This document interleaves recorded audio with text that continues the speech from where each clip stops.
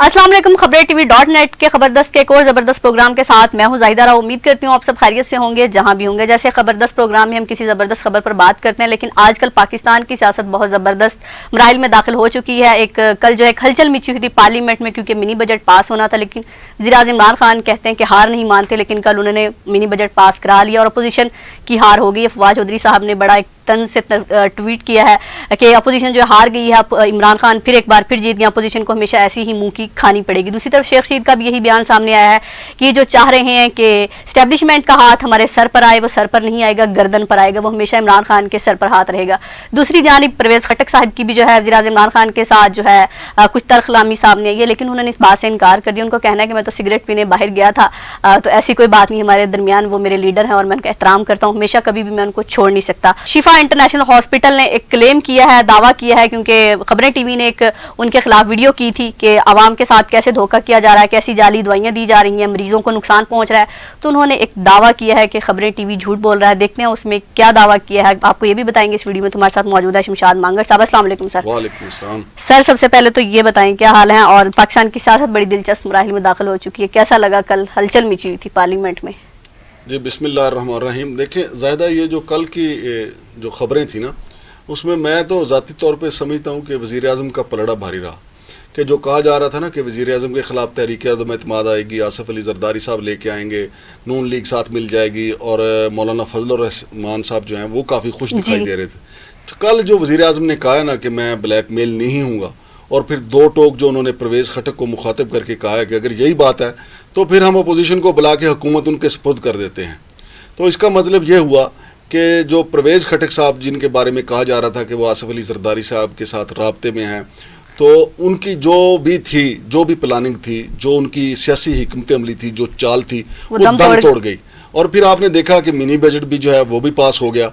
तो इमरान खान जो है उनके बारे में मशहूर है, क्रिकेट में भी वो ऐसे ही थे कि वो जब आखिरी बॉल तक लड़ते हैं, आखिरी बॉल के अलावा जब वो दबाव में आते हैं तो फिर जारहाना पॉलिसी इख्तियार कर लेते हैं। तो कल उन्होंने अपनी जारहाना पॉलिसी के ज़रिए ये साबित किया कि अगर तहरीक-ए-अदम-ए-एतमाद आएगी और मेरे साथी मेरे साथ नहीं होंगे, तो वो पहले से ज़हनी तौर पे तैयार हैं कि हुकूमत जाती है तो जाए।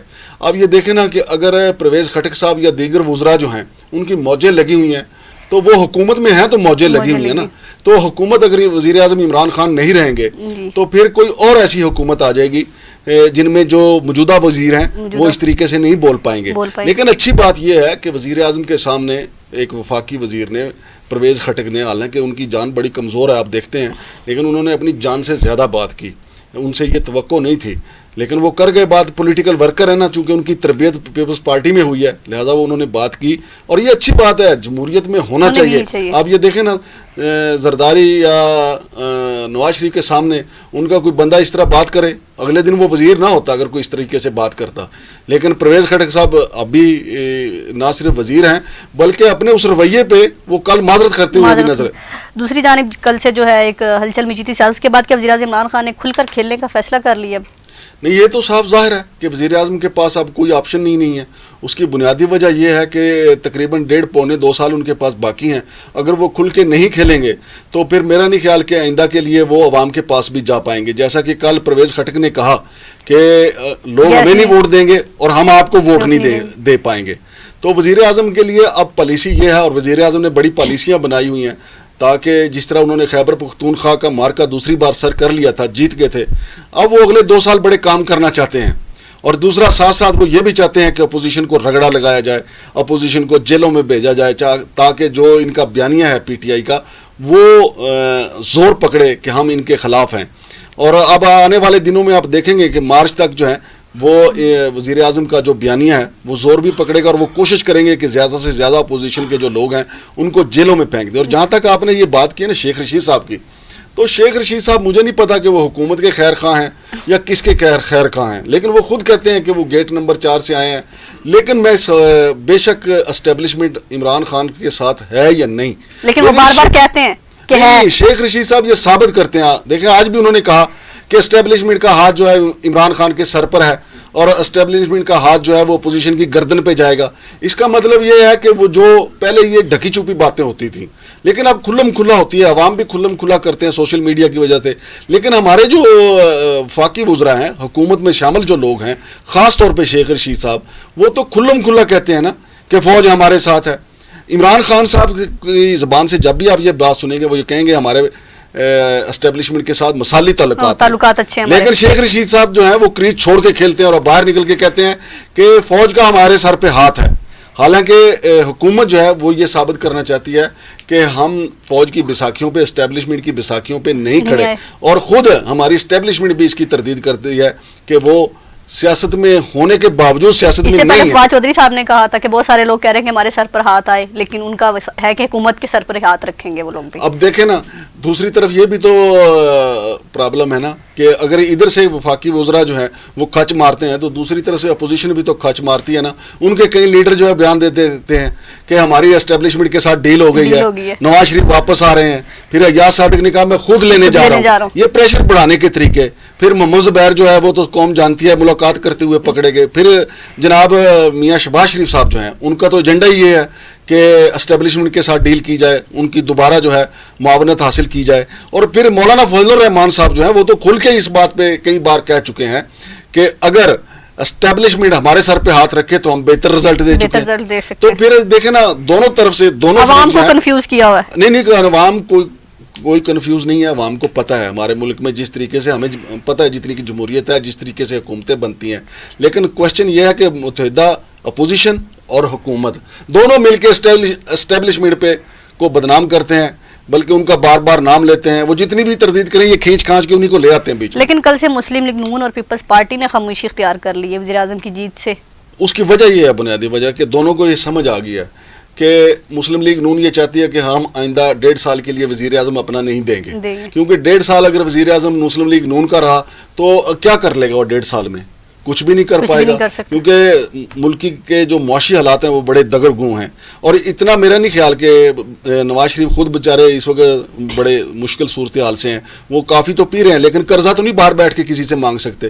اور شہباز شریف کا بھی اتنا قد نہیں ہے کہ وہ طیب اردوان کو یا کسی اور کو کہے کہ جی ہمیں قرضہ دے دیں, ہم پاکستان میں دودھ کی نہریں بہا دیں گے, ایسا نہیں ہے. لہٰذا مسلم لیگ نون نے بھی خاموشی اختیار کر لیا ہے, اور پیپلز پارٹی اس لیے خاموش ہو گئی ہے کہ ان کے پاس سندھ حکومت تو ہے ہی نا, یعنی ایک بھینس تو ان کے پاس ہے جس کا وہ دودھ پی رہے ہیں. لہٰذا وہ بھی نہیں چاہیں گے کہ آئندہ 1.5 سال کے لیے ادھر پیش قدمی کریں. البتہ حکومت کو برا بھلا کہتے رہیں گے تاکہ مزید 1.5-2 سال جو ہے حکومت کو گندا کر کے پھر جب الیکشن کا اعلان ہو جائے تو وہ تاکہ عوام کے پاس جائیں کہ جی حکومت کچھ نہیں کر پائی.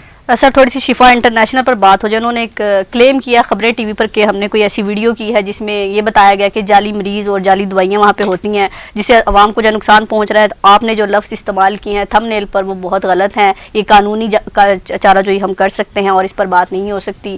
یہاں پر جو ہے انٹرنیشنل لیول کی سہولیات موجود ہیں, اور دوسری بات یہ کہ ایک ہماری قانونی چارہ جوئی اس پر چل رہی ہے تو اس پر بات کرنا مناسب نہیں ہے. اور جن ڈاکٹر کا نام لیا ہے وہ تو ہمارے ہاسپٹل میں نہیں ہے, تو اس کا کیا جواب ہے؟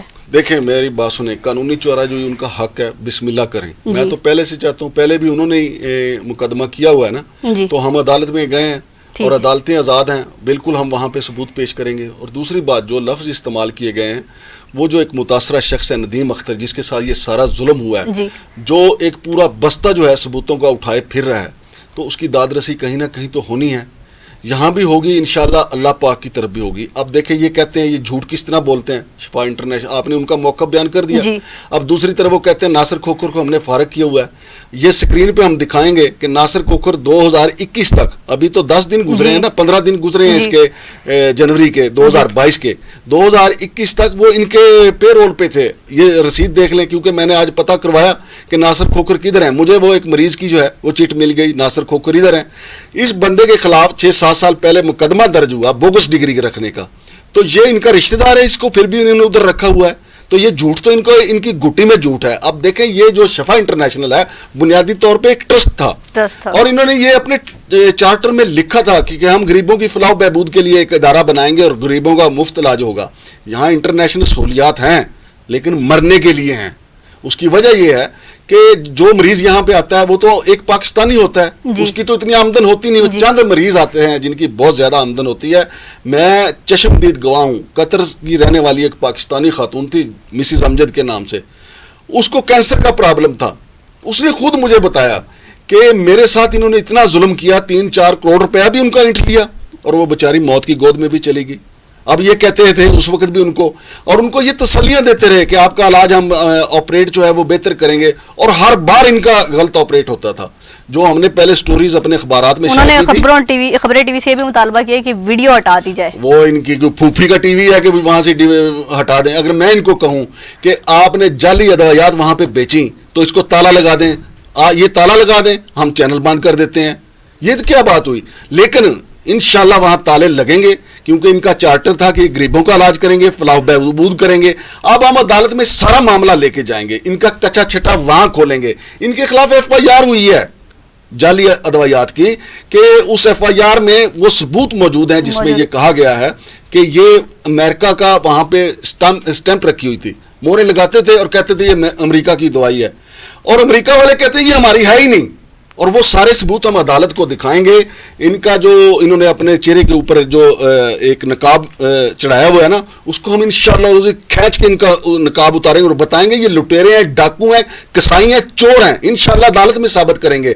اور مجھے اللہ کے گھر سے پوری امید ہے کہ عدالت اس کو یا تو ٹرسٹ بنائے گی یا پھر ادھر تالا ایک موٹے سائز کا لگے گا اور لوگوں کو سکون آئے گا. اور بے شمار انلیگیلٹی ہیں انہوں نے تو سیڑھی کی زمین پہ قبضہ کر لیا تھا. یہ کہتے ہیں کہ جناب علی آپ نے تھم نیل غلط لگایا, تھم نیل درست لگایا.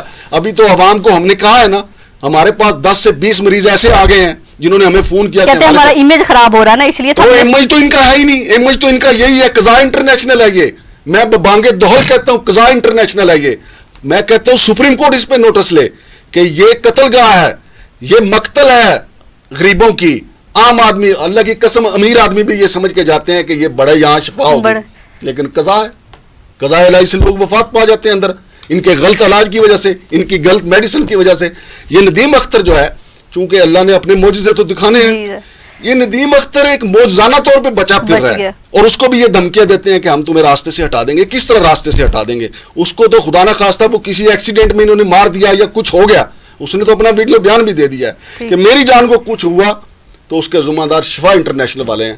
اور ہم چھوڑیں گے نہیں انشاءاللہ العزیز. جو بھی ہمارے پاس متاثرہ شخص آئے گا اس کا موقف دیں گے, اور اگر انہوں نے بھی موقف دینا ہے ان کی طرف سے جس تو ان کے لیے پلیٹ فارم حاضر ہے. جی بالکل, آئے نا, ادھر آئے نا, تو ہم سارے جو فائل ہمارے پاس موجود ہے ان کے سامنے رکھیں گے کہ بھائی یہ بتائیں آپ, ٹیبل ٹاک کریں. ہاں جی, ٹیبل ٹاک یہ کہ کیمرے کے سامنے بیٹھ کے کریں کہ ہم یہ کس طریقے مجھے بتائیں کہ یہ اگر ٹرسٹ تھا تو یہ انٹرنیشنل ہاسپٹل کیسے بن گیا, پھر یہاں پہ غریبوں کا علاج کیوں نہیں ہوتا, پھر یہاں پہ لوگوں کو کی فلاح کے لیے علاج کیوں نہیں ہوتا.